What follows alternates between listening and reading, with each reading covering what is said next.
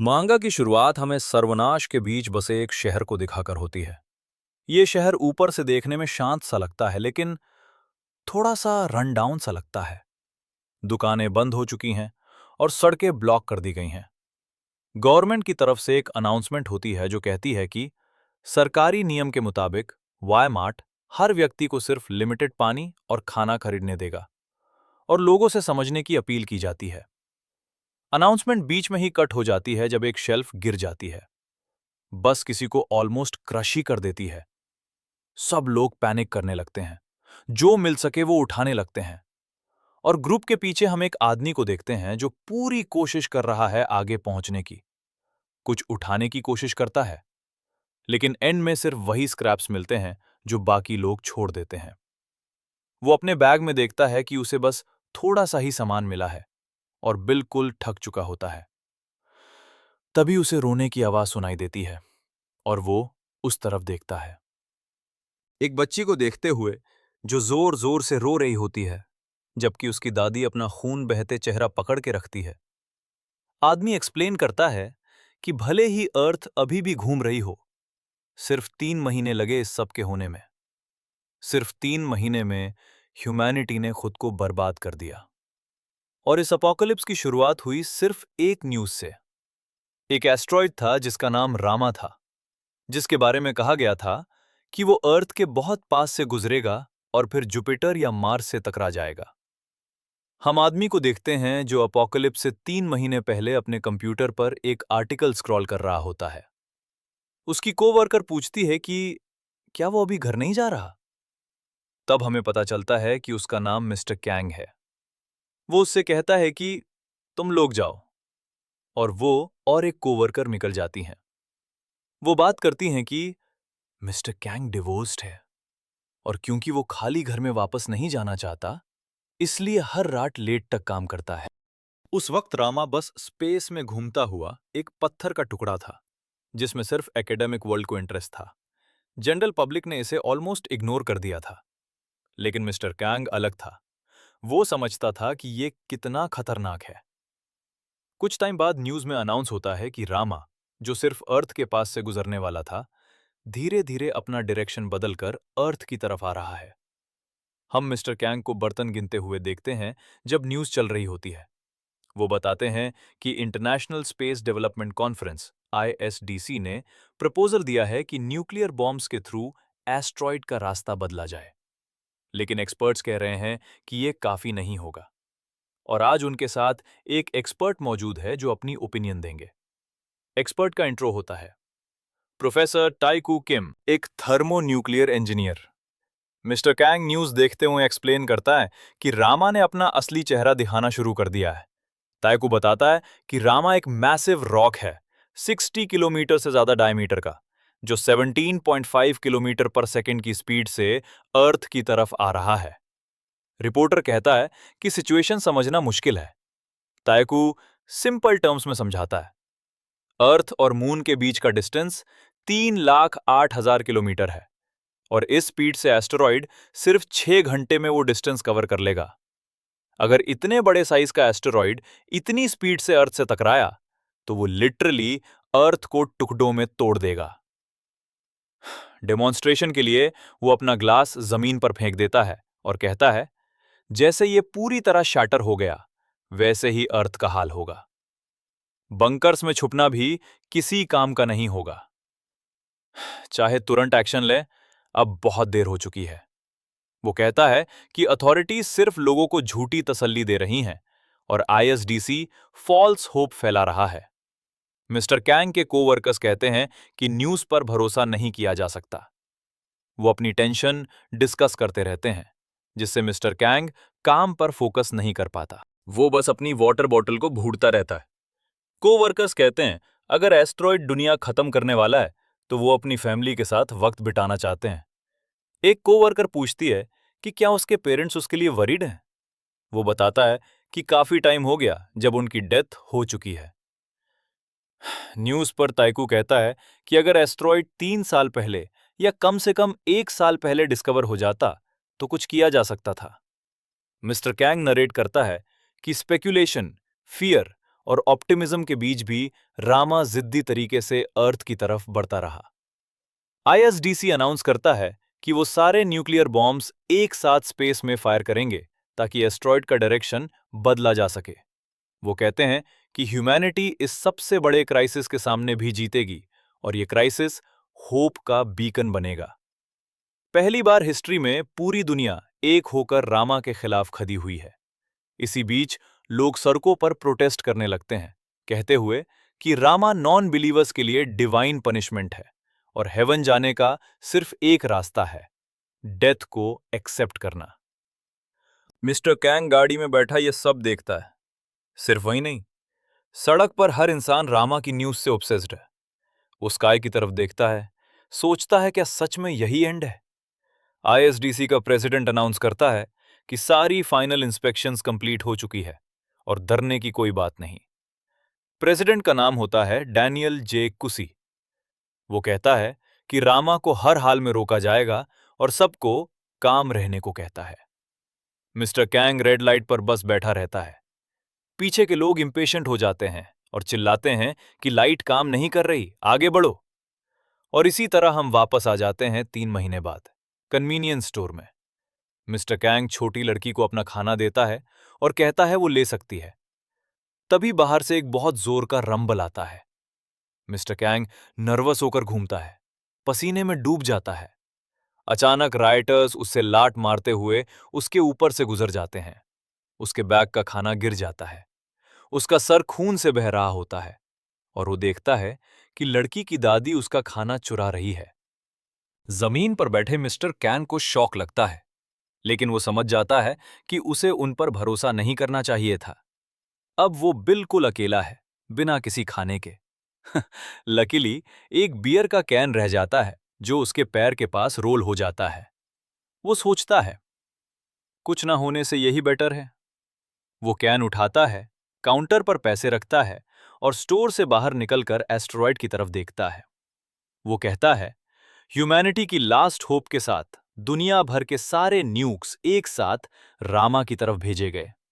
हर इंसान ने आसमान की तरफ देखा, उम्मीद के साथ कि शायद सब नॉर्मल हो जाए।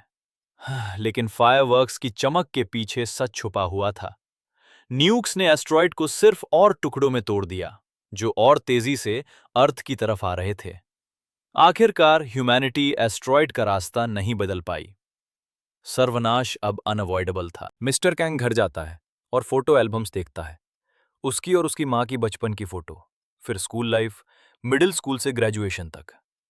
आगे के पेजेस ब्लैंक होते हैं। सिर्फ एक फोटो बची होती है, यूनिवर्सिटी ग्रेजुएशन की, बिना पेरेंट्स के। वो क्लियरली उन्हें मिस करता है। बैल्कनी में जाकर सोचता है कि जब तक वक्त है एंजॉय कर लेना चाहिए।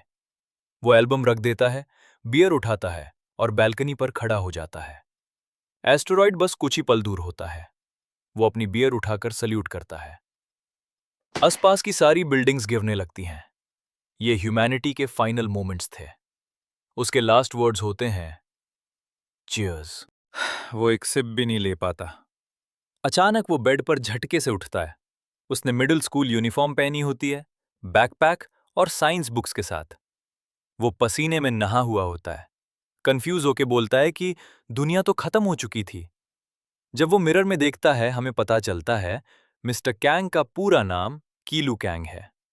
वो एक ऑर्डिनरी ऑफिस वर्कर था जो एस्ट्रॉयड के अर्थ से टकराने पर मर गया और अब वो 13 साल की उम्र में वापस आ चुका है। गिल्सू कहता है कि ये रियल नहीं हो सकता। वो उठने की कोशिश करता है, लेकिन फिसल कर गिर जाता है। गिरने के बाद भी वो जागता नहीं है। जब आँख खुलती है, वो अपने रूम में होता है, अभी भी कंफ्यूज्ड। वो रूम में घूमने लगता है, सोचता है शायद ये कोई फ्लैशबैक हो, जैसे कहते हैं ना, मारने से पहले जिंदगी आंखों के सामने फ्लैश होती है। वो अपनी डेस्क पर जाता है और एक बुक देखता है जिसका नाम है the secret of the universe. वो ऑथर का बायो, टेबल ऑफ कंटेंट्स, सब कुछ क्लियरली पढ़ पाता है। वो कहता है अगर ये सिर्फ फ्लैशबैक होता तो यूज इतनी डिटेल्स याद ही नहीं होती। वो पीछे हटकर चेयर पर बैठ जाता है और कहता है कि उसे पॉसिबिलिटीज के बारे में सोचना होगा। उसकी सारी बुक्स अब फ्लोर पर पड़ी होती हैं। बाहर बर्ड्स कंटिन्यूअसली चर्प कर रहे होते हैं। वो सोचता है कुछ और ट्राई करना चाहिए। वो डेस्क की तरफ रोल करता है, कंप्यूटर ऑन करता है। कंप्यूटर विंडोज 2000 में बूट होता है। वो रामा सर्च करता है। पेज लोड होने लगता है और वो एंग्शियसली वेट करता है। लेकिन डायल अप इंटरनेट बहुत ही स्लो होता है। वो बोलता है, ये तो बहुत ही स्लो है। वो एस्ट्रॉइड कलिजन सर्च करता है। कोई रिजल्ट नहीं। दोबारा रामा सर्च करता है। फिर भी जीरो रिजल्ट्स। एस्ट्रॉइड प्रिवेंट करने से रिलेटेड भी कुछ नहीं मिलता। उसकी एंग्जाइटी बढ़ती जा रही होती है। वो खुद को काम करने की कोशिश करता है। वो सोचता है शायद वो टाइम में पीछे चला गया है। लेकिन कैसे, क्यों और किसने ये किया, ये समझ नहीं आता। वो अपनी स्कूल साइंस बुक से खेलते हुए कहता है, शायद एलियंस हों। शायद उन्होंने उसके डीएनए से उसका क्लोन बनाया हो और उसकी मेमोरीज यूज करके ये रूम रिक्रिएट किया हो। और शायद वो अभी उसे ऑब्जर्व कर रहे हों। वो सीलिंग की तरफ देखकर पूछता, यहां कोई है क्या? कोई जवाब नहीं आता। वो कहता है, ये एक पॉसिबिलिटी है जिसे वो अभी कंफर्म कर सकता है। फिर वो पैरेलल यूनिवर्स के बारे में सोचता है, मेनी वर्ल्ड्स इंटरप्रिटेशन, जहां हर मोमेंट पर दुनिया अलग अलग ब्रांचेस में स्प्लिट होती है। लेकिन उसे याद है कि ब्रांच्ड वर्ल्ड्स एक दूसरे को अफेक्ट नहीं कर सकती। फिर वो इटर्नल रिकरेंस थ्योरी के बारे में सोचता है। वो चेयर घुमाता है, फ्लोर टैप करता है और कहता है, अगर ऐसा होता तो उसे अपनी पिछली जिंदगी याद नहीं होती, लेकिन उसे सब याद है। वो फिर सोचता है शायद ये आफ्टर लाइफ हो, हेवन या हेल, लेकिन ये ना रिवॉर्ड लगता है ना पनिशमेंट। उसकी लास्ट मोमेंट्स की मेमोरीज बहुत ज्यादा रियल लगती हैं। स्टोर के राइटर्स, खून, एस्टेरॉयड, न्यूक्स, रंबलिंग, सब कुछ। वो पैनिक के बिल्कुल एज पर होता है। पसीना चेहरे से बह रहा होता है। वो गहरी सांस लेता है। तभी उसकी मां दरवाजा खोलकर अंदर आती है और उसे बुलाती है। वो सरप्राइज होती है कि वो जाग चुका है और पूछती है कि बुक्स फ्लोर पर क्यों पड़ी हैं। वो बुक्स उठाते हुए कहती है कि ये कितना मैस है और पढ़ने के बाद शेल्फ पर रखना चाहिए। वो बस उसे घूटा रहता है, कुछ बोल नहीं पाता। वो पूछती है, क्या वो किसी चीज को ढूंढ रहा था? जब वो रिप्लाई नहीं करता, वो और ज्यादा सरप्राइज्ड हो जाती है, क्योंकि वो अचानक उठकर उसे जोर से हक कर लेता है। वो पूछती है, क्या उसने कोई नाइटमेयर देखा था? वो कहता है, चाहे ये आफ्टर लाइफ हो या वो क्लोन हो, उसे फर्क नहीं पड़ता, क्योंकि उसे अपने पेरेंट्स दोबारा देखने को मिल गए हैं। उसे अब यकीन हो जाता है कि ये ड्रीम नहीं है। फिर भी वो चाहता है कि वो सारी यादें बस एक लंबा बुरा नाइटमेयर हो।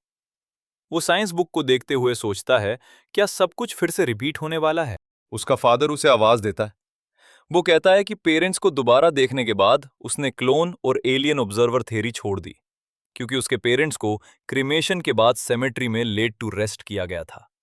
एलियंस के लिए उनका डीएनए लेना इम्पॉसिबल था। उसे नहीं पता वो एग्जैक्टली क्या एक्सपीरियंस कर रहा है, लेकिन उसे यकीन है कि ये दुनिया उस दुनिया जैसी ही है जो उसने पहले देखी थी। वो सोचता है, क्यों वो उस जैसे ऑर्डिनरी ऑफिस वर्कर के बजाय कोई आइंस्टाइन टाइप बंदा ज्यादा क्वालिफाइड होता। वो पोर्ट्रेट्स को देखता है और कहता है कि शायद किसी और को चूज किया जाना चाहिए था। वो थोड़ा ओवरवेल्म हो जाता है। उसके पेरेंट्स नोटिस करते हैं कि वो डाउन है। तभी एक ब्राइट लाइट उसका ध्यान खींचती है। वो ऊपर देखता है और एक जायंट अर्थ का मॉडल देखता है। वो कहता है, चाहे वो अभी भी सोच रहा हो, रामा हर सेकंड अर्थ की तरफ आ रहा है। अगर ये दुनिया भी सेम है, तो फ्यूचर ऑलरेडी डिसाइडेड है। लोग अर्थ के मॉडल की ब्यूटी की बात कर रहे होते हैं, लेकिन एस्ट्रॉयड का कोलिजन एक एस्टैब्लिश्ड फैक्ट है। कैसे और क्यों सोचना वेस्ट है। वो अर्थ पर हाथ रखते हुए कहता है, जिन प्रॉब्लम्स का सोल्यूशन नहीं होता, उनसे चिपके रहना इलॉजिकल है। प्रॉब्लम का कॉज और इफेक्ट उसे पता है, लेकिन सोल्यूशन नहीं। वो सोचता है, इस बार अर्थ को कैसे बचाऊं। वो धीरे से आंखें खोलता है। उसके पेरेंट्स पूछते हैं, क्या उसे अर्थ का मॉडल पसंद आया, और सजेस्ट करते हैं कि यहीं फोटो लेते हैं। उसकी मां कहती है, अर्थ क्लियरली विजिबल होना चाहिए। कीलू थोड़ा सा स्माइल करता है। उसका फादर काउंटडाउन शुरू करता है। स्क्रीन पर एक औरत बोलती है, यूनिवर्स इन्फिनाइट है और फ्यूचर भी। कीलू को याद आता है न्यूज़ पर एक एक्सपर्ट ने कहा था, अगर एस्टेरॉयड 3 साल पहले या सिर्फ 1 साल पहले डिस्कवर हो जाता तो सब कुछ बदल सकता था। काउंटडाउन 3 पर पहुंचता है और कीलू को समझ आ जाता है कि उसे क्या करना होगा। उसका फादर कहता है स्माइल देने को और पूछता है वो इतना लॉस्ट क्यों लग रहा है। कीलू रियलाइज करता है शायद एस्टेरॉयड को रोकने का एक तरीका हो। सीन 1 महीने आगे जंप करता है जहां उसे मिडिल स्कूल में वेलकम किया जा रहा होता है और वो कहता है उसे साइंस को और ज्यादा एक्सप्लोर करना होगा। बेल बजती है और कीलू अपनी क्लास की तरफ जाता है। टीचर सबको 7th ग्रेड में वेलकम करती है और उन्हें मिडिल स्कूल के पहले दिन पर कॉन्ग्रेचुलेट करती हैं। वो अपना इंट्रोडक्शन देती हैं। उनका नाम मिस यूरी ना है और वहीं उनकी होमरूम टीचर होंगी। कीलू कहता है कि उसे अपनी पिछली जिंदगी के बारे में ज्यादा याद नहीं, लेकिन उसकी मेमोरीज पूरी तरह गई भी नहीं हैं। बिल्कुल डेजावू की तरह कुछ मोमेंट्स पर पुरानी यादें वापस आ जाती हैं। मिस यूरी बताती हैं कि मिडिल स्कूल के दौरान उनका होमरूम टीचर और क्लासमेट्स सेम रहेंगे। कीलू कहता है कि जब वो न्यूज़ देखता है उसे लगता है जैसे वो सब पहले देख चुका हो। पेरेंट्स से बात करते वक्त भी उसे फील होता है जैसे ये कॉन्वर्सेशंस पहले हो चुकी हैं। ये क्लासरूम, ये टीचर, सब कुछ बहुत familiar लगता है। ये सिर्फ डेजावू नहीं है, बल्कि उसकी असली मेमोरीज वापस आ रही हैं। मिस यूरी कहती हैं कि शायद सब थोड़े शाय होंगे, जो नॉर्मल है। इसलिए वो कहती हैं कि सब अपना इंट्रोडक्शन देंगे और शुरुआत कीलू से होगी। कीलू सोचता है शायद उसे किसी चीज की पनिशमेंट मिल रही है। टीचर बार बार उसका नाम बुलाती हैं और वो क्लास के आगे जाकर खड़ा हो जाता है। मिस यूरी कहती हैं कि वो बताए उसे क्या पसंद है या वो बड़ा होकर क्या बनना चाहता है। कीलू सोचता है कि इस उम्र में उसे क्या पसंद था। वो कहता है कि उसने पहले कभी अपनी लाइफ को सीरियसली प्लान नहीं किया था, लेकिन अब सब कुछ डिफरेंट है। वो कहता है कि उसका सपना एस्ट्रोफिजिसिस्ट बनने का है। मिस यूरी कहती है इसका मतलब वो स्टार्स देखना पसंद करता होगा और पूछती हैं कि वो एस्ट्रोफिजिसिस्ट बनकर क्या करना चाहता है। कीलू एस्ट्रॉयड के बारे में सोचता है और कहता है वो अर्थ की तरफ आने वाले एस्ट्रॉयड्स को पहले ही डिटेक्ट करना चाहता है जब वो अभी सेफ डिस्टेंस पर हों, ताकि लोग प्रिपेयर्ड हो सकें। वो चाहता है कि चाहे एस्ट्रॉयड कितना ही दूर क्यों ना हो, अगर टाइम पर उसकी ट्रेजेक्ट्री प्रिडिक्ट हो जाए तो दुनिया को बचाया जा सके। उसके क्लासमेट्स हंगामा मचा देते हैं। मिस यूरी कहती हैं कि एस्ट्रॉयड के अर्थ से टकराने के चांसेस काफी कम होते हैं। कीलू कहता है हाँ, लेकिन जीरो तो नहीं होते। कुछ बच्चे उसे लेम बोलते हैं, कहते हैं कि शायद ये आइडिया किसी मूवी से आया होगा और वो छोटे बच्चों जैसे बातें कर रहा है। कीलू कहता है उसे मूवी और रियलिटी का डिफरेंस पता है। मिस यूरी सबको शांत रहने को कहती हैं और बोलती हैं कि ये एक ग्रेट ड्रीम है। तभी एक लड़का खड़ा होता है और कहता है ये तो अमेजिंग है, टेक। कीलू कंफ्यूज हो जाता है। वो लड़का आगे आता है, कहता है वो कीलू को सपोर्ट कर रहा है और उसका हाथ हिलाता है। मिस यूरी उसे दांतते हुए उसका नाम लेती हैं और तब पता चलता है कि उस लड़के का नाम तैकू है। नाम सुनते ही कीलू को याद आ जाता है ये वही बंदा है जो फ्यूचर में एस्ट्रॉयड पर रिसर्च करता है और डिफेंस कमिटी का हिस्सा होता है। उसकी इंटरव्यू ने ही कीलू को एस्ट्रोफिजिसिस्ट बनने के लिए इंस्पायर किया था। मिस यूरी कहती हैं कि बिना टर्न के खड़ा होना अलाउड नहीं है, लेकिन तैकू बार बार टेक टेक बोलता रहता है। वो कहता है टेक्नोलॉजी ही नॉलेज का पिनिकल है और जो भी वैल्यू है वो टेक्नोलॉजी से ही आती है। वो कहता है टेक्नोलॉजी ह्यूमन हिस्ट्री और फ्यूचर पॉसिबिलिटीज दोनों को डिफाइन करती है। वो कीलू का हाथ पकड़कर घूमता है, बहुत एक्साइटेड लगता है। कीलू पूछता है क्या वो टेक को यूटोपिया से कंपेयर कर रहा है। ताइकू कहता है टेक्नोलॉजी यूटोपिया नहीं है, उसकी इम्परफेक्शंस भी उसका हिस्सा हैं। वो कहता है किसी ऐसी चीज के लिए प्रिपेयर करना जो शायद कभी हो ही ना, जिसके सक्सेस के चांसेस बहुत कम हैं, लेकिन फिर भी बेस्ट ट्राई करना, ये ही टेक्नोलॉजी है। मिस यूरी कहती हैं कि ये सब काफी वियर्ड लग रहा है। ताइकू कहता है ये डिफिकल्ट नहीं है और जब वो टेक करेगी तब सब समझ आ जाएगा। किलू करता है और पूछता है कि वो क्या टेक करना चाहता है। ताइकू हंसी में कहता है, सुपर स्ट्रिंग थियरी। वो अजीब हैंड जेस्चर्स करने लगता है, रिपल्स, रॉकेट्स, बिल्कुल साइको जैसा। थोड़ी देर बाद कीलू रॉकेट ड्रॉ कर रहा होता है। वो कहता है वो रॉकेट्स पर ही फोकस करेगा। ताइकू पूछता है, सुपर स्ट्रिंग थियरी क्यों नहीं? कीलू विंडो के बाहर देखते हुए कहता है, उसे एक ऐसा रॉकेट इंजन बनाना है जो एस्टेरॉयड की ट्रेजेक्ट्री बदल सके।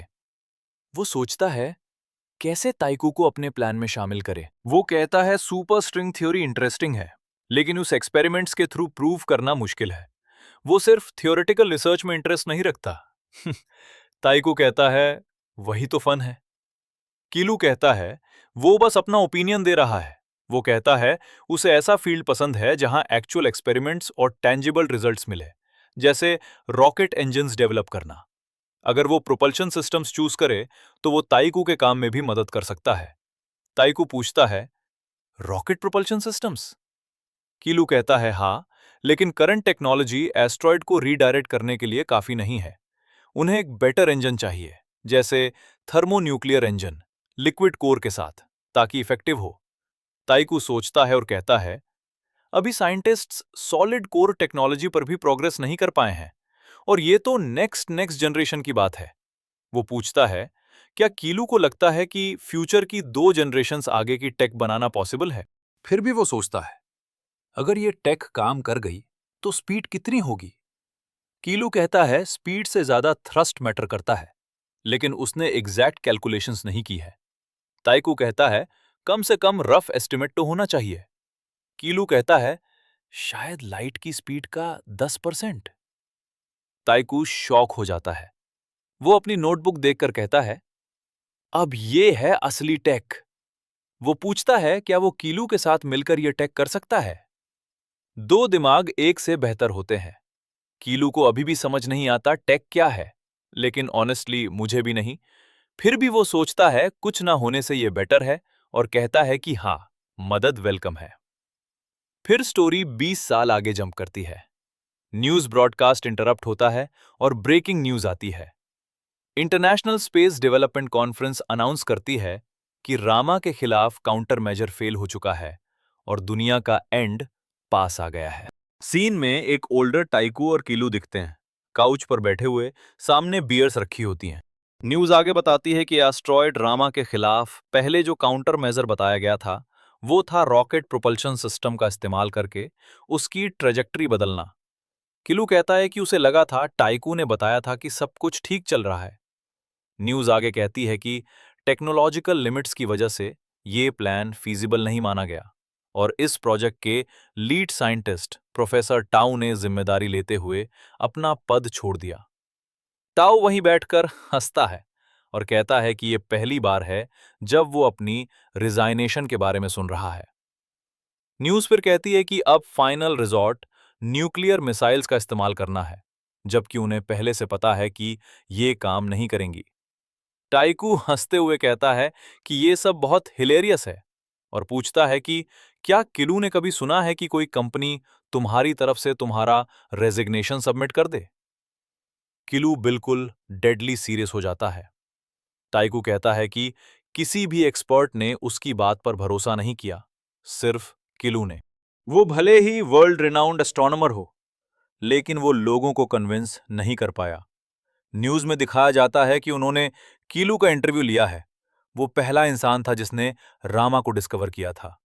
कंफर्म किया जाता है कि जैसे ही उसने एस्ट्रॉयड डिस्कवर किया, उसने जोर देकर कहा कि अर्थ से टकराने का रियल डेंजर है। कीलू लगातार बोलता रहता है। एस्ट्रोनॉमर बनने के बाद उसने एस्ट्रॉयड को 3 साल पहले ही डिस्कवर कर लिया था, उसकी ट्रेजेक्टरी एक्यूरेटली कैलकुलेट की और दुनिया को वार्न किया कि अर्थ से कोलिजन इनएविटेबल है। वो सोचता है क्या ये सब फिर भी काफी नहीं था? ताइकू कहता है कि बाकी लोगों के लिए वो बस एक फेमस एस्ट्रोनॉमर था जो टीवी पर आकर बोल रहा था कि एस्ट्रॉयड एक थ्रेट है। लोगों को लगा होगा कि ये गवर्नमेंट फंडिंग पाने का बहाना है। ताइकू उसे बचपन से जानता था, इसलिए उसे पता था कि किलू झूठ नहीं बोलता। लेकिन बाकी सबको ये पागलपन लगा, खासकर इसलिए क्योंकि वो कह रहा था कि एक पत्थर का टुकड़ा जो अभी रिमोटली भी करीब नहीं है, सीधे अर्थ से टकराएगा। अथॉरिटीज ने बस दिखावे के लिए सॉल्यूशन पर काम करने का नाटक किया, क्योंकि लोग वरीड थे। अब जब उन्हें सच समझ आ गया है तो वो पैनिक कर रहे हैं और समझ नहीं पा रहे कि क्या करें। ताइकू कहता है कि ये और भी बुरा है, क्योंकि उनकी बियर खत्म हो गई है। किलू फेस पाम करता है। ताइकू आगे कहता है कि प्रोपल्शन सिस्टम डेवलप तो किया गया था, लेकिन अब वो लोग बस न्यूक्लियर मिसाइल्स चला देंगे। किलू कहता है कि वो तो टीम का इंचार्ज था और उसे लगा था कि वो इंजन पर काम कर रहा है। ताइकू कहता है, बिल्कुल उसने काम किया था, लेकिन बाकी लोग कोऑपरेट ही नहीं कर रहे थे। उन्होंने टेस्टिंग फैसिलिटीज इस्तेमाल करने नहीं दी, कहकर कि ये बहुत डेंजरस है। उन्होंने पार्ट्स बनाने की उसकी इंस्ट्रक्शंस भी इग्नोर कर दी। डायरेक्टर्स को सिर्फ पॉलिटिकल क्लाउड चाहिए था। ऐसे हालात में वो इंजन कैसे पूरा करता, इतनी सारी बकवास से निपटते हुए। किलू पूछता है कि उसने ये सब पहले क्यों नहीं बताया। ताइकू उसे घूर कर कहता है कि उसके पास सिक्योरिटी क्लियरेंस नहीं थी। कीलू कहता है कि कम से कम ये तो बता सकता था कि प्रोजेक्ट ठीक से नहीं चल रहा है। दोनों एक पल के लिए चुप हो जाते हैं। फिर ताइकू कहता है कि ये सब सिर्फ एक वजह से हुआ, उसकी प्राइड की वजह से। कीलू पूछता है कि उसका क्या मैथमेटिकल है और क्या उसने सच में सिर्फ ईगो की वजह से ये बात छुपाई। ताऊ कहता है कि शायद दुनिया के लिए इसका ज्यादा मतलब ना हो, लेकिन उसके लिए पर्सनली ये बहुत मायने रखता है। इतनी सारी मुश्किलों के बाद वो इंजन पूरा करना चाहता था और उसे कीलू और पूरी दुनिया को दिखाना चाहता था। लेकिन ये पहली बार था जब उसे समझ आया कि सब कुछ उसकी मर्जी के मुताबिक नहीं होता, और ये आसान नहीं था। कीलू कहता है, नहीं, और ये सब और आसान होता अगर उसकी वो प्राइड बीच में ना आती। ताइकू पूछता है कि क्या वो सच में ऐसा मानता है। कीलू कहता है कि वो इतना सीरियस नहीं था। वो पूछता है कि उसने इंजन पर काम कब शुरू किया। फिर कहता है, छोड़ो, शायद वो बस अपनी अम्यूजमेंट के लिए कर रहा था, क्योंकि वो हमेशा से वैसा ही रहा है। ताइकू मुस्कुराता है और कहता है कि उसे यकीन नहीं होता कि किलू ये पहले से जानता था। किलू कहता है, हाँ, और गलती मेरी है कि मैंने उस पर भरोसा किया। वो दरवाजा जोर से बंद कर देता है। तऊ दरवाजे को घूरते हुए कहता है, जैम। लेकिन अजीब तरह से उसे थोड़ा बेटर महसूस होता है। फिर वही प्रोटेस्टर्स दिखाई देते हैं जो कह रहे हैं कि रामा उनके पापों की वजह से आया है। इस बार किलू उनके पास से चलकर गुजरता है, गाड़ी से नहीं। वो कहता है कि इस बार भी वो अर्थ को नहीं बचा पाया। वो सोचता है, क्या उसे कभी एक और चांस मिलेगा भी या नहीं। शायद ये सिर्फ एक बार का मौका था, और रामा एक बार फिर इनएविटेबली अर्थ से टकराएगा, क्योंकि वो कुछ भी नहीं कर सकता। हम उसे सीलिंग की तरफ देखते हुए देखते हैं जब वो टूटना शुरू हो जाती है। उसके हाथ में बियर होती है। वो उसे और जोर से पकड़ता है, ऊपर देखता रहता है और बियर उठाकर कहता है, चीयर्स। सब कुछ ब्लास्ट हो जाता है और फिर वो फिर से अपने बेड पर जागता है। खुद को एक बार फिर 13 साल का पाता है, उसी बेडरूम में जहां वो पिछली बार जागा था। किलू सच में सोचने लगता है कि क्या वो वाकई वापस आ गया है। वो कैलेंडर की तरफ देखता है और देखता है कि अब अप्रैल का महीना है, और इस बार वो पिछली बार से करीब 2 महीने पहले लौटा है। वो अंदाजा लगाता है कि शायद वो हर बार एक ही स्टार्टिंग पॉइंट पर वापस नहीं आता। फिर कुछ महीनों बाद का सीन दिखाया जाता है। किलू स्कूल जाता है और हम उसकी टीचर मिस यूरी को देखते हैं। वो क्लासरूम की खिड़की से अंदर झांकती हैं और किलू को एक साइड में बैठा देखती हैं। उसके पास थ्रस्टर इंजीनियरिंग से जुड़ी किताबें पड़ी होती हैं। मिस यूरी सोचती हैं कि बहुत गिफ्टेड होना कोई बुरी बात नहीं है, लेकिन उसे दोस्तों बनाना भी सीखना होगा। किलू के बगल में ताओ बैठा होता है, और इस बार उसे अपने टेक की जरा भी चिंता नहीं है। ताइकू किलू को घूर रहा होता है और किलू कहता है कि उसे लगा था कि उसे अपनी पिछली जिंदगी की सारी बातें याद रहेंगी, लेकिन वो ज्यादा कुछ रिकॉल नहीं कर पा रहा। वो कहता है कि ये बिल्कुल वैसा ही है जैसे एग्जाम से पहले रात भर पढ़ो और अगले दिन सब भूल जाओ। उसे कॉलेज में पढ़ी एस्ट्रोनॉमी की ज्यादातर बातें याद नहीं है। रॉकेट इंजन्स को फिर से शुरू से सीखना भी आसान नहीं होगा। अब पीछे मुड़कर देखता है तो उसे लगता है कि वो एक एस्ट्रोनॉमर के तौर पर थोड़ा इररिस्पॉन्सिबल था। वो एस्ट्रॉयड को लेकर ज्यादा कुछ कंस्ट्रक्टिव नहीं कर पाया। एस्ट्रॉयड को जल्दी डिस्कवर करना जरूरी था, लेकिन उसे रोकने की पूरी जिम्मेदारी सिर्फ ताओ के कंधों पर नहीं डालनी चाहिए थी। इस बार वो एस्ट्रॉयड ढूंढने पर नहीं, बल्कि उसकी ट्रेजेक्टरी बदलने के तरीकों पर फोकस करेगा। तभी टाइकू उससे पूछता है कि वो अपने टेक में कितनी दूर तक पहुंच गया है। ये सुनकर किलू चौंक जाता है। वो कहता है कि वो फूरियर ट्रांसफॉर्म्स, लैपलास ट्रांसफॉर्म्स और कन्वर्जन फॉर्मूलाज मेमोराइज कर रहा है। ताइको पूछता है कि वो ऐसी चीजें क्यों याद कर रहा है जो समझ आ जाने पर अपने आप आ जाती हैं। कीलू कहता है कि उसे मैथमेटिकल इंडक्शन आती है, बस वो फॉर्मूलाज को दिल से जानना चाहता है। ताओ कहता है कि अगर वो तुरंत याद नहीं आ रही तो इसका मतलब है कि वो टेक को समझ नहीं पाया। अगर टेक सच में उसकी होती तो उसे फॉर्मूलाज याद करने की जरूरत ही नहीं पड़ती। कीलू कुछ समझाने लगता है, फिर रुककर कहता है, छोड़ो। ताइको किताबों के ढेर को देखकर हैरान होता है। कीलू कहता है कि अगर वो मदद नहीं करने वाला तो उसे चले जाना चाहिए। दिन बीतते जाते हैं। हर दिन के साथ ताइकू और कीलू एक दूसरे से दूर होते जाते हैं, यहां तक कि वो आपस में बात भी नहीं करते। अप्रैल खत्म होता है और अब मई आ जाता है।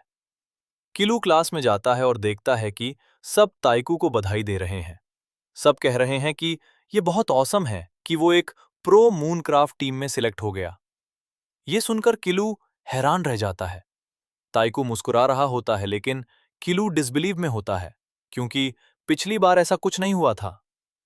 थोड़ी देर बाद हॉलवे में कीलू ताइकू को आवाज देता है। ताइकू पलटता है। कीलू कहता है कि उसे लगा था उसका सपना रॉकेट्स लॉन्च करना था। ताइकू कहता है कि था, लेकिन जैसे जैसे जिंदगी बदलती है वैसे ही सपने भी बदल जाते हैं। वो कहता है कि उसका सपना भी बदल चुका है, बिल्कुल कीलू की तरह। फिर वो सीढ़ियों से नीचे उतरते हुए कीलू को टीज करता है और चला जाता है। क्लास में टीचर सबको पेज 52 खोलने को कहती हैं और केमिकल रिएक्शंस के दौरान मास में होने वाले चेंजेस पढ़ाने लगती हैं। ताइकू उबासी लेता है। कीलू देखता है कि वो कितना बोर्ड है और पढ़ाई में कितनी कम एफर्ट डाल रहा है। उसे समझ आ जाता है कि ये अच्छी बात नहीं है, लेकिन वो सोचता है कि टाइकू हमेशा से ऐसा ही रहा है। वो वही करता है जो उसका मन करता है और उसे रिस्पॉन्सिबिलिटी की कोई सेंस नहीं है। किलू सोचता है कि वो उसे लगभग फिर से ट्रस्ट कर ही बैठा था। अब से वो किसी और से मदद की उम्मीद नहीं कर सकता। एस्ट्रॉयड उसे अकेले ही रोकना होगा। उसे किसी की मदद की जरूरत नहीं है। वो ये सब खुद कर सकता है। फिर कहानी में 20 साल का टाइम स्किप आता है। हम आईएसडीसी बिल्डिंग में होते हैं। सब लोग चेक कर रहे होते हैं कि सब कुछ ठीक से काम कर रहा है। All systems ready. Cross check हो रहा है, सब क्लियर है। एक महिला डॉक्टर से कहती है कि सब कुछ रेडी है। वो किसी और से नहीं, किलू से बात कर रही होती है। किलू कहता है, प्लीज प्रोसीड। वो कहती है, ओके। इंजन इग्नाइट करने की तैयारी शुरू हो जाती है। काउंटडाउन शुरू होता है। किलू पूरी अटेंशन के साथ देखता रहता है और काउंटडाउन 0 पर पहुंच जाता है। वो पेपर्स हवा में फेंकने लगते हैं, ये कहते हुए कि उन्होंने फाइनली कर दिखाया और उन्हें बोनसेस मिलने वाले हैं। वो लेडी किलू से कहती है कि उन्होंने कर लिया है और वो सुपर हैप्पी है, लेकिन ऑफ कोर्स वो सच में कोई एक्सप्रेशन नहीं देता। वो पूछती है कि क्या वो हैप्पी नहीं है। वो कहता है कि है, और वो कहती है कि उसे ऐसा नहीं लगता। अगर वो उसकी शूज में होती तो वो एक्सटैटिक होती, क्योंकि उसने मार्स एक्सप्लोरेशन के लिए रॉकेट इंजन के साथ फाउंडेशन रख दी है। कीलू कहता है कि अभी भी उनके सामने बहुत सारा वर्क बाकी है और उन्हें टेस्ट दोबारा करने होंगे, डेटा एनालाइज करना होगा वगैरह। वो पूछती है कि क्या वो आज जैसे दिन पर भी फ्यूचर वर्क के बारे में ही सोच रहा है और क्या वो इसे अपकमिंग मार्स शटल के लिए यूज करने वाला है, होपफुली। और हंसती है। वो कहता है, अगर पॉसिबल है तो क्यों नहीं। ये आखिरकार सारी स्पेसिफिकेशंस मीट करता है और उन्हें फील्ड टेस्ट और करने होंगे रामा अपीयर होने से पहले। हमें फाइनली पता चलता है कि उसका नाम डॉक्टर ओडेली है। वो उसे बताता है कि उसे आज की रिपोर्ट टाइप करके उसे भेजनी होगी क्योंकि उसे मार्स एक्सप्लोरेशन कमिटी में सबमिट करनी है।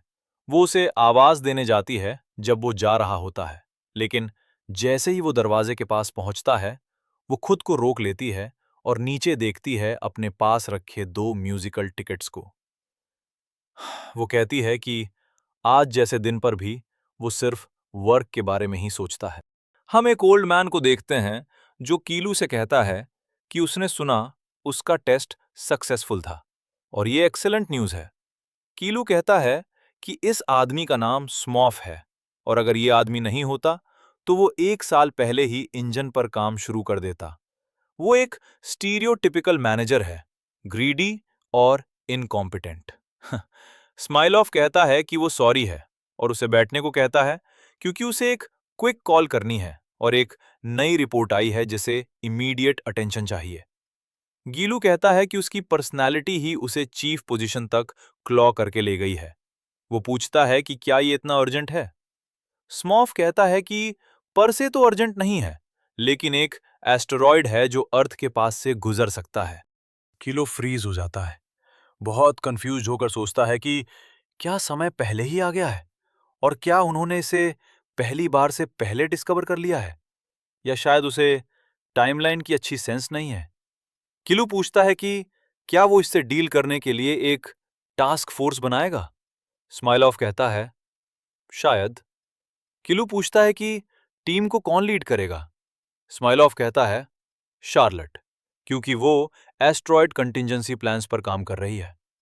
फिर वो नोटिस करता है कि किल्सू उसे घूर रहा है और स्मॉफ हंसता है, कहता है कि जवाब नो है। शार्लट इस एरिया में एक्सपर्ट है और उसे अपनी एनर्जी, अपनी एक्सपर्टीज पर फोकस करनी चाहिए। कीलू मेज पर हाथ मारता है और कहता है कि एस्टेरॉयड टास्क फोर्स को भी एक इंजन एक्सपर्ट कंसल्टेंट चाहिए। थोड़ी देर बाद हम एक औरत की आवाज सुनते हैं जिसे मैं मानता हूं कि वो शार्लट है, जो सबको कहती है कि सामने रखे डॉक्यूमेंट्स देखो, क्योंकि वो पहले से जानते हैं कि उन्हें लगता है कि 10 एस्ट्रॉयड्स हैं जो रामा से टकरा सकते हैं। वो हर एस्ट्रॉयड की लिस्ट देती है, पहले 4 के नाम बताती है और कहती है कि ये प्राइमरी वंस हैं जिन पर ध्यान देना है। रूम में बैठे लोग एंग्शियस दिखते हैं।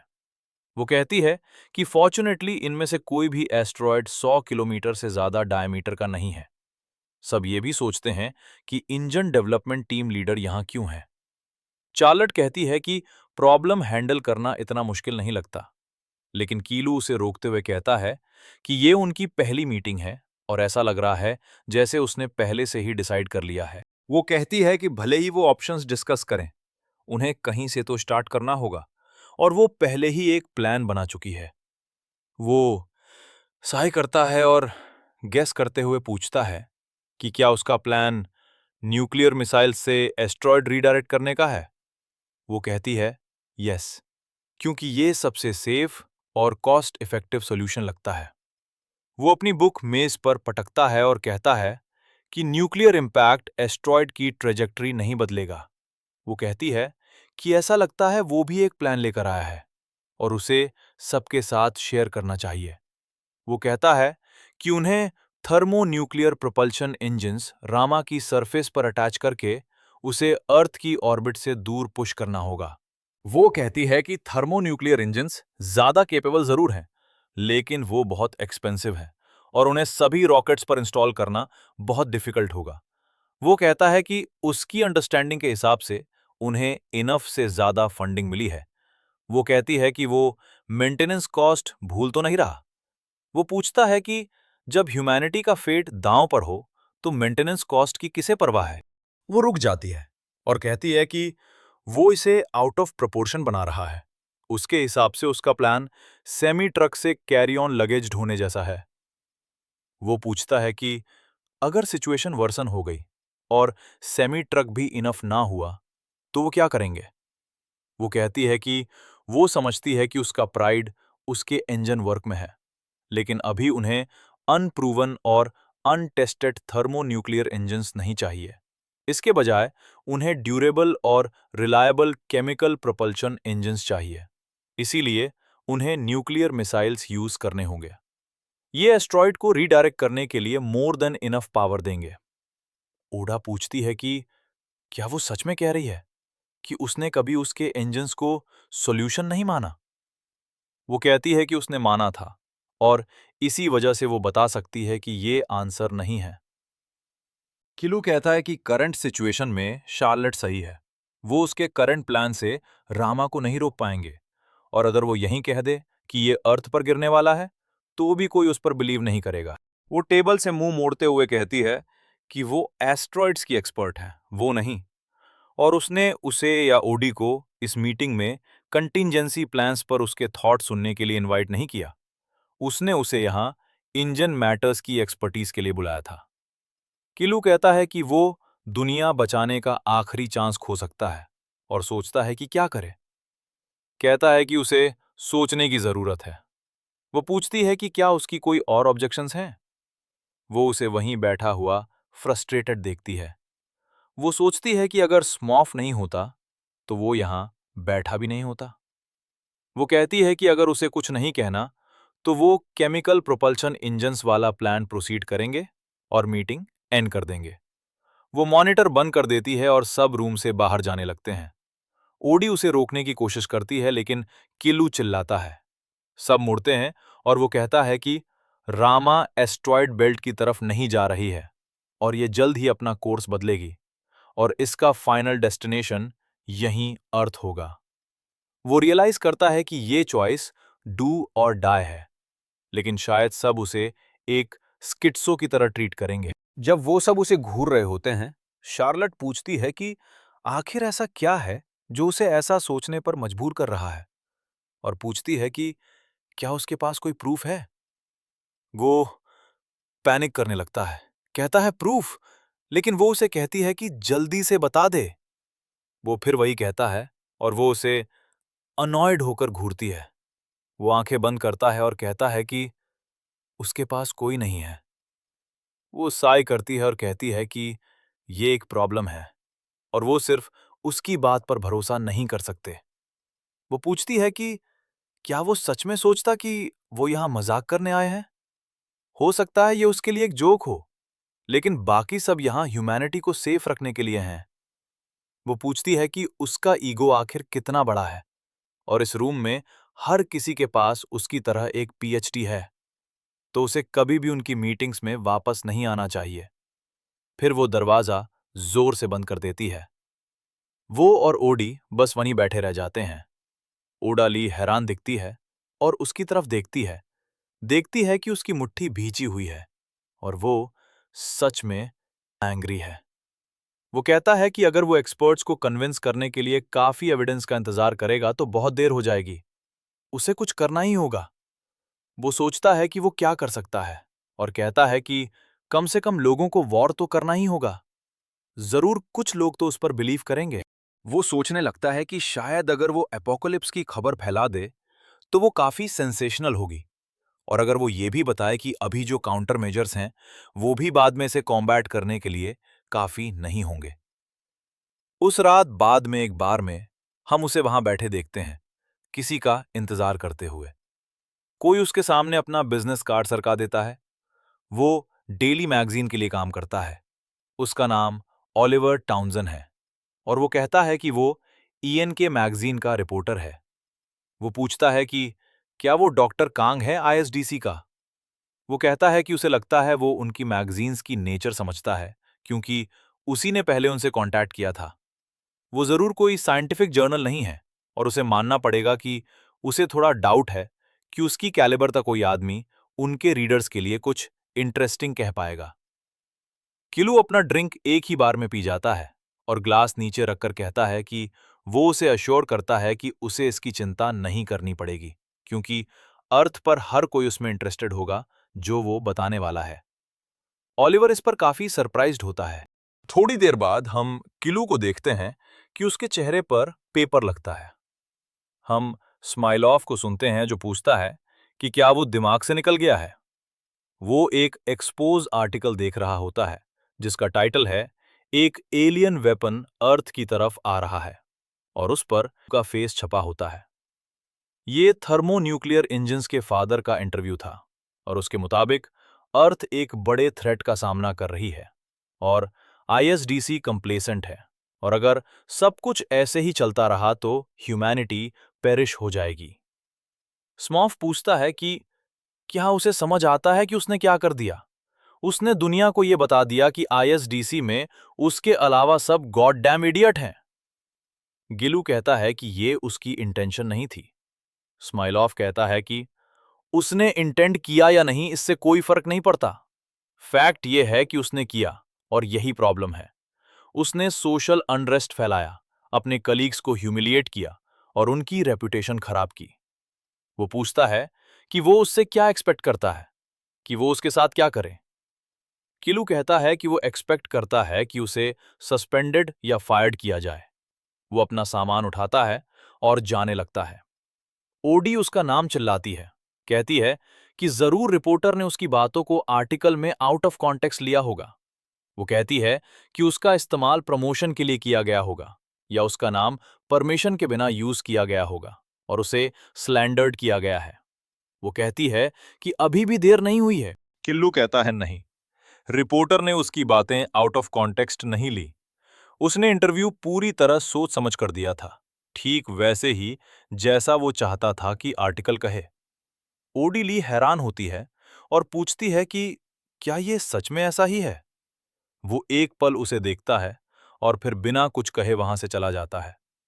वो उससे पूछने लगती है कि अब वो क्या करने वाला है।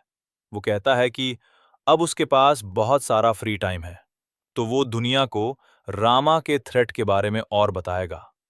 वो पूछती है कि क्या वो और इंटरव्यूज देगा। वो कहता है जितने ज्यादा पॉसिबल हों। वो पूछती है कि अगर आईएसडीसी उसे सू करने की कोशिश करे तो उसका प्लान क्या है। वो कहता है कि शायद उसके लिए चीजें थोड़ी रॉकी हो जाएंगी। वो वरीड दिखती है और उससे पूछती है कि क्या किसी तरह वो उसकी हेल्प कर सकती है। वो उसकी तरफ देखता है और कहता है थैंक्स बट नो। दरवाजा बंद हो जाता है। फिर सीन एक टॉक शो पर जम करता है। लेडी एवलिन कहती है कि आज उनके साथ एक बहुत स्पेशल गेस्ट है जो इस हफ्ते की सबसे बड़ी न्यूज के एपिसेंटर में है। वो सबको उसका वेलकम करने को कहती है। ये हैं आईएसडीसी के थर्मोन्यूक्लियर इंजन डेवलपमेंट टीम के lead scientist, none other than Killu. वो उसे करेक्ट करता है, कहता है कि वो फॉर्मर लीड साइंटिस्ट है। एवलिन हंसती है और कहती है कि डॉक्टर कांग स्पेस से जुड़े मैटर्स में एक्सपर्ट है और वो यहाँ कुछ एक्साइटिंग फैक्ट्स शेयर करने आए हैं। वो पूछती है कि क्या वो सच में आईएसडीसी द्वारा क्लासिफाइड किसी सीक्रेट एलियन रेस के बारे में बताने आए हैं। वो कहता है एलियन यस, रेस नो, और वो यहाँ रामा के बारे में बताने आया है, एक एस्ट्रॉयड जो इस वेरी मोमेंट अर्थ की तरफ आ रहा है। एवलिन पूरी तरह पॉगिंग आउट ऑफ हर गॉड हो जाती है और पूछती है कि क्या वो सच में अर्थ की तरफ आ रहा है और क्या इसका मतलब है कि उसके टकराने का चांस है। वो कहता है कि यह सही है। वो कहती है कि जैसा कि उसने पहले बताया वो थर्मोन्यूक्लियर डेवलपमेंट टीम का लीडर था, लेकिन वो तो सिर्फ एक इंजन एक्सपर्ट है। उसे नहीं पता था कि एस्ट्रॉयड्स का इंजन डेवलपमेंट से कोई लेना देना है। वो पूछती हैं कि क्या उसके पास कोई एविडेंस है कि एस्ट्रॉयड अर्थ की तरफ आ रहा है। वो कहता है कि वो सही है।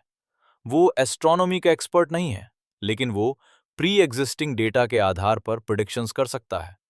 वो कहता है कि UAMMUA पहला इंटरस्टेलर ऑब्जेक्ट था जो उनके सोलर सिस्टम में डिटेक्ट हुआ था।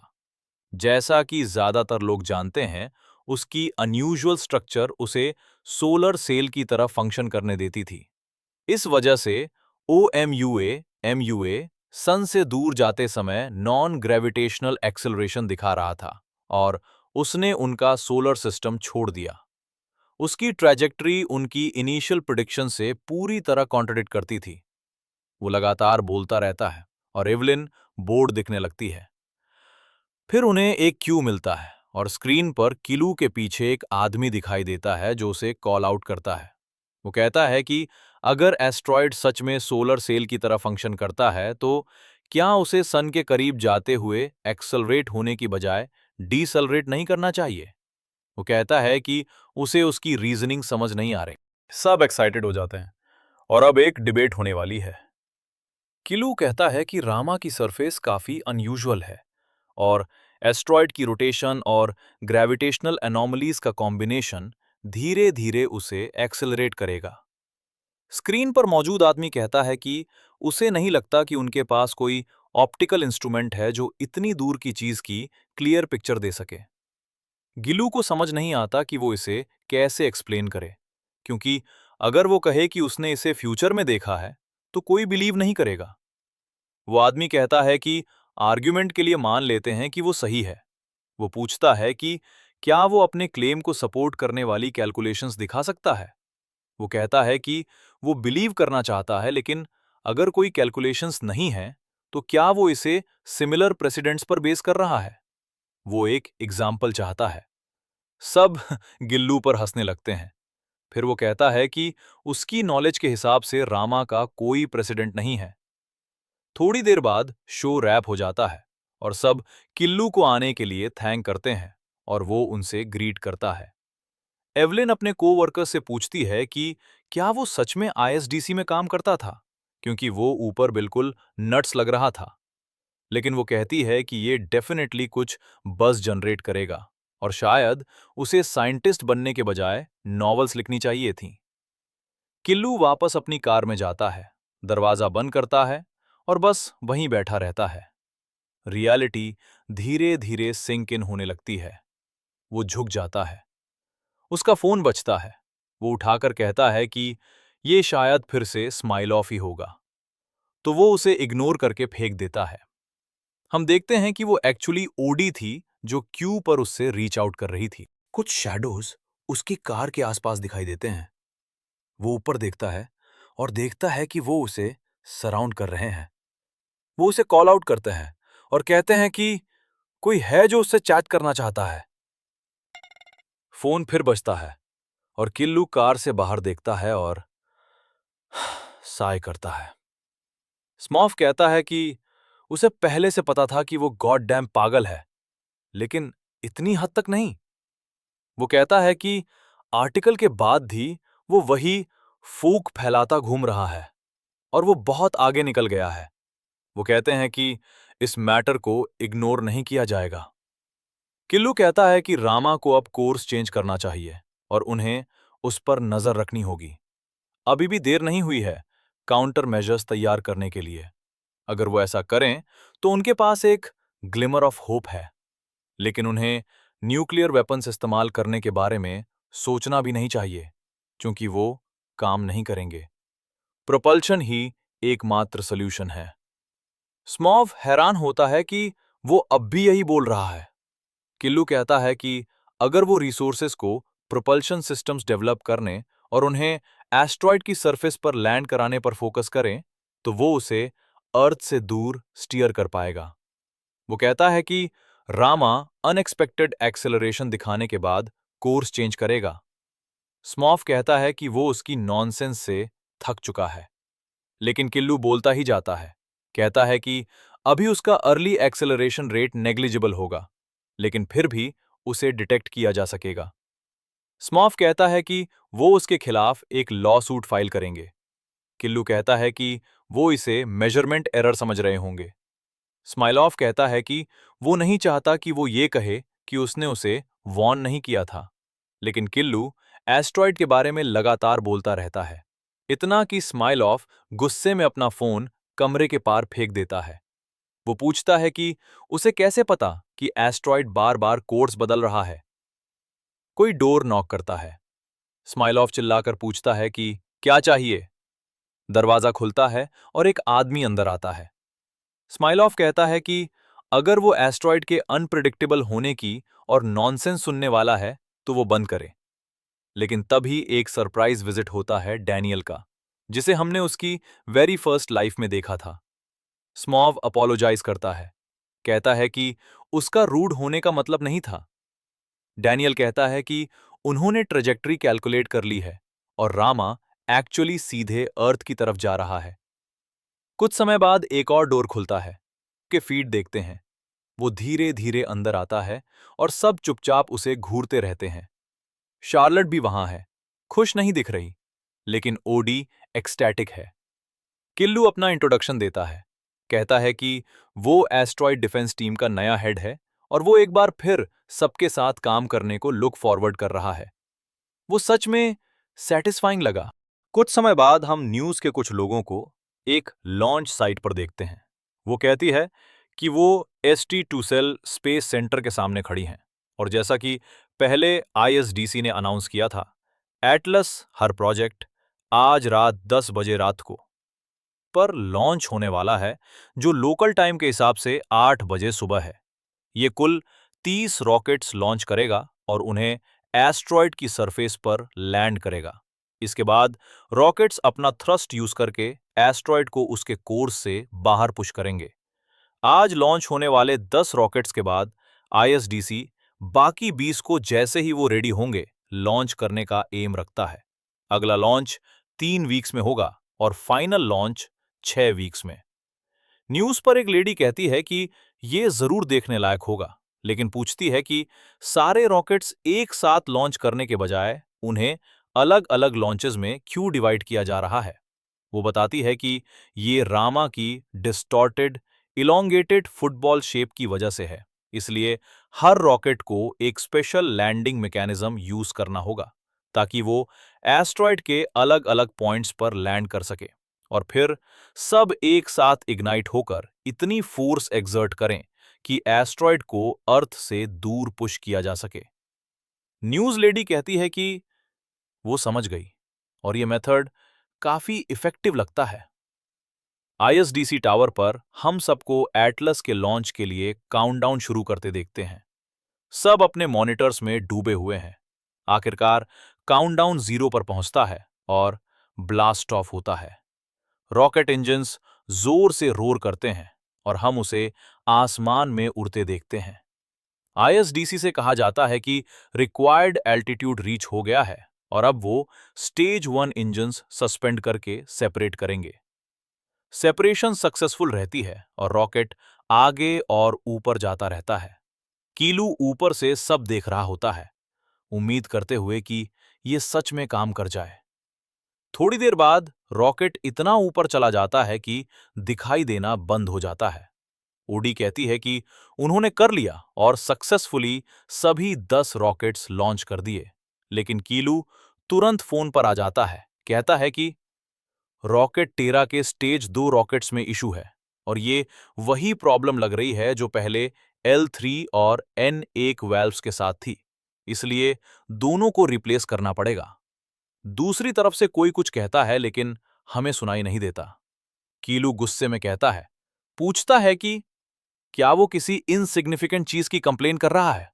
फिर वो पूछता है कि क्या वो लोग दिमाग से निकल गए हैं, क्योंकि अगर एक भी रॉकेट उनकी एटमॉस्फेयर में एक्सप्लोड हो गया तो न्यूक्लियर फॉलआउट डेवास्टेटिंग होगा।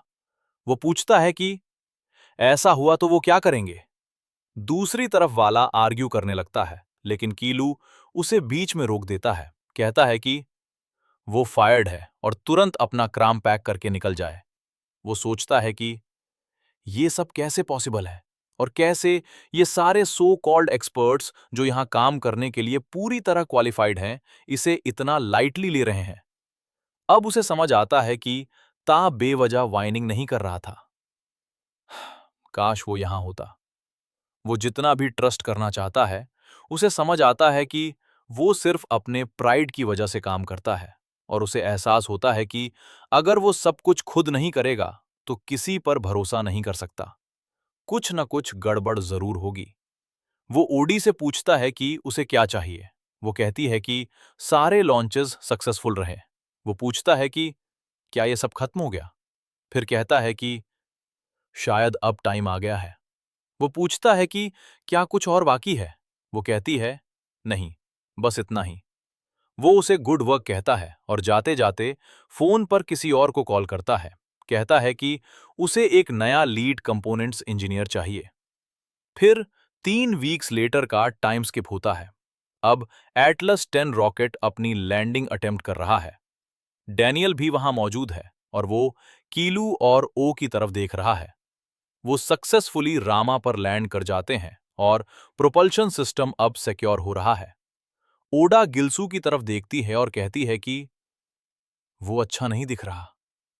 हम देखते हैं कि वो सच में ऐस जैसा दिख रहा है। वो कहती है कि मिशन अच्छी तरह चल रहा है और ये लास्ट रॉकेट है, तो उसे आज जल्दी घर जाकर रेस्ट करना चाहिए। वो कहता है कि ये जरूरी नहीं है। वो उसे बताती है कि वो इस प्रोजेक्ट का कॉर्नरस्टोन है और अगर वो सिक हो गया तो अच्छा नहीं होगा। लेकिन वो कहता है कि अगर एक भी रॉकेट लूज हो गया तो वो एस्ट्रॉयड रीडायरेक्ट नहीं कर पाएंगे। वो एक भी एरर अफोर्ड नहीं कर सकता। आर्टलस 10 अब रामा की सरफेस पर सिक्योर है। वो उसे हक करने लगती है, कहती है कि उन्होंने कर लिया। किल्लू स्माइल करता है और कहता है कि वो अभी सिर्फ हाफ वे पहुंचे हैं, लेकिन उन्होंने कर लिया और ये अच्छी बात है। अब अगर प्रोपल्शन सिस्टम के साथ सब ठीक रहा तो वो रिलैक्स कर सकते हैं। लेकिन तभी स्क्रीन रेड फ्लैशिंग करने लगती है। आर्टलस 10 में ग्लिच आ जाता है। ऑल्टीट्यूड कंट्रोल सिस्टम मैल फंक्शन कर रहा है। उन्होंने ग्रेविटेशनल फोर्स की डायरेक्शन में प्रॉब्लम डिटेक्ट की है और वो एक्सपेक्टेड से काफी ज्यादा स्ट्रांग है। किल्लू पूछता है कि क्या दूसरे प्रोपल्शन सिस्टम्स के लैंडिंग साइट्स के पास कोई सिमिलर एरिया है।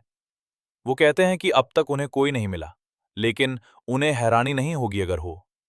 किल्लू पूछता है कि क्या वो उस एरिया की ग्रेविटी मैप कर सकते हैं। ओदे कहती है कि यह डिफिकल्ट होगा क्योंकि वो ऑर्बिट करते हुए मेजर कर रहे हैं, इसलिए एक ही एरिया पर फोकस करना मुश्किल है। उसे यकीन नहीं है कि वो आर्टलस 10 को वापस ऊपर खींचकर कहीं और लैंड करा पाएंगे।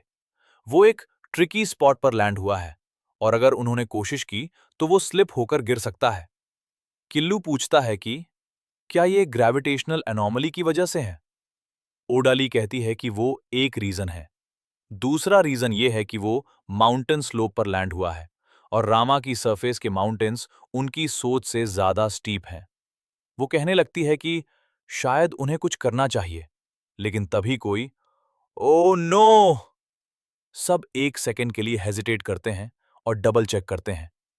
किल्लू कहता है कि कोई उससे बात करे। वो बताते हैं कि उन्होंने R10, R5 और R6 से सिग्नल लूज कर दिया है और उनके नीचे की ग्राउंड कोलैप्स हो गई।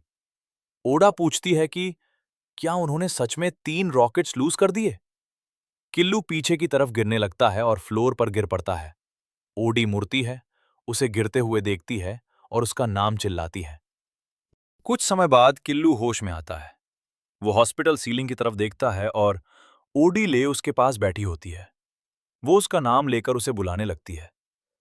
वो सोचता है कि वो यहाँ क्या कर रही है और उसकी आंखों में आंसू देखता है। वो कहता है कि उन्होंने 3 रॉकेट्स खो दिए हैं, लेकिन अभी भी लैंडिंग के चांसेस बचे हैं और उससे पहले कि वो उससे कुछ कह सके, उसे ये इंश्योर करना होगा कि मिशन सक्सेसफुल हो। वो डॉक्टर को बुलाते हुए बाहर भाग जाती है। हम डैनियल और आईएसडीसी के कुछ और लोगों को उसके सामने खड़ा देखते हैं। वो कहना शुरू करते हैं कि ये कितनी बड़ी पिटी है और यही वजह है कि पब्लिसिटी के लिए टीवी शोज पर जाने वाले आदमी पर भरोसा नहीं करना चाहिए। वो कहते हैं कि ये सब उसकी गलती है। डैनियल कहता है कि अब ब्लेम गेम मीनिंगलेस है। बाद में ये तय कर लेंगे कि गलती किसकी थी।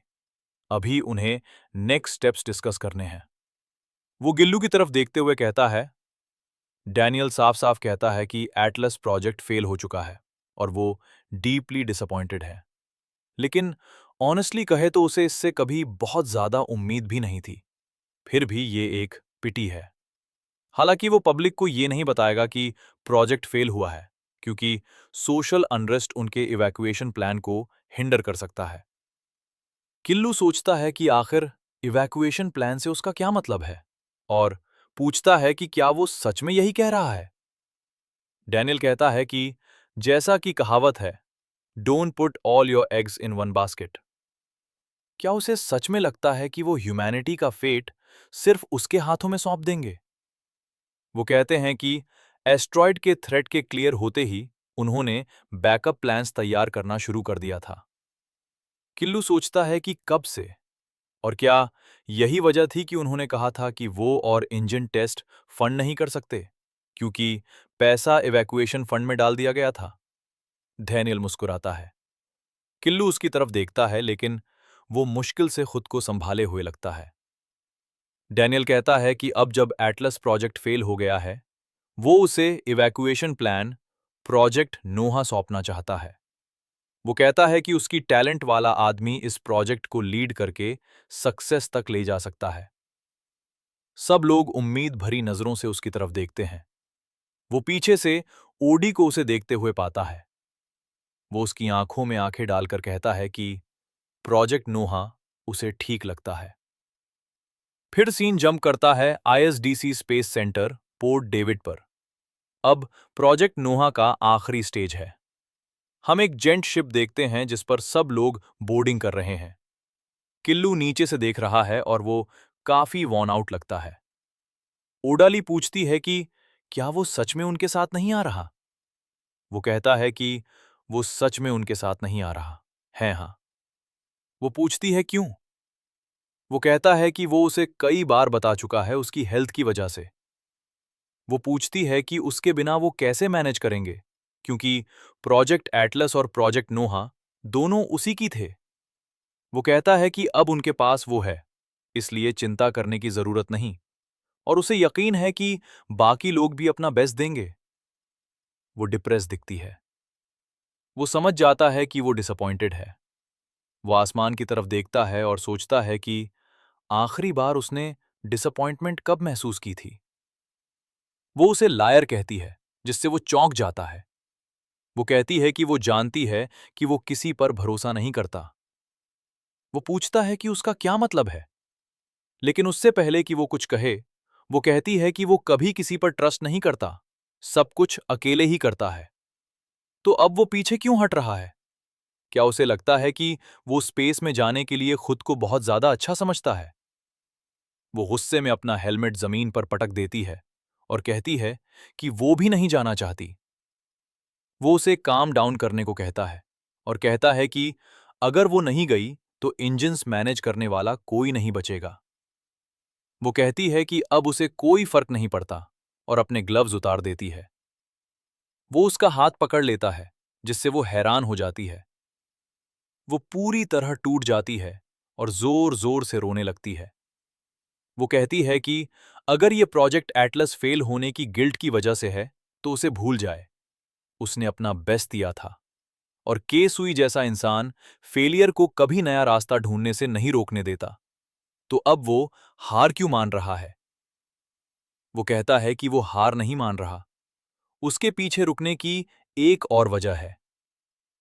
वो पूछती है क्या? वो एक पल हेजिटेंट करता है। वो पूछती है कि अभी सिर्फ वही इतनी सैड क्यों है? वो अपने आंसू रोकने की कोशिश करती है, लेकिन रोक नहीं पाती। उन्हें बुलाया जाता है कि उसे तुरंत बोर्डिंग गेट पर पहुंचना है। वो अब भी उसका हाथ पकड़े रहता है और उसकी आंखों में देखते हुए कहता है कि वो फिर मिलेंगे। ये एक क्लीशे फेयरवेल है, लेकिन उसे फर्क नहीं पड़ता। वो पूछती है कब और कैसे, और क्या वो आफ्टर लाइफ की बात कर रहा है जब वो दोनों मर चुके होंगे। वो कहता है नहीं, बस उस पर भरोसा करने को कहता है। वो जरूर फिर मिलेंगे। वो उसका हाथ हल्के से हिलाता है। वो उसकी आंखों में देखती है और समझ जाती है कि वो पूरी तरह सीरियस है। उसके अंदर थोड़ी होप जागती है। वो कहती है कि जब वो फिर मिले तो वो उससे एक प्रॉमिस चाहती है। आंसू रोकते हुए कहती है कि वो उस पर भरोसा करे और अपने बर्डन्स उसके साथ शेयर करे। वो देखता है कि उसका रॉकेट आसमान में सोर कर जाता है। वो कहता है कि जब भी वो उसके बारे में सोचता है, उसका दिल थोड़ा एक करता है, लेकिन आखिर में उसे पता है कि उसे क्या करना है। रामा एक बार फिर अर्थ की तरफ गिरने लगता है। इस बार वो एक पार्क में है, बेंच पर बैठा हुआ, बस उसे देखता हुआ। वो कहता है कि वो बस एक मेमोरी है जिसे वो अगले 20 ईयर्स में भूल जाएगा।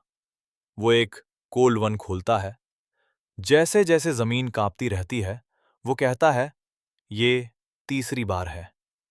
वो उसे देखता है, एक घूंट लेता है, इस बार चीयर्स भी नहीं करता, बस आंखें बंद कर लेता है और अपने फेट को एक्सेप्ट कर लेता है।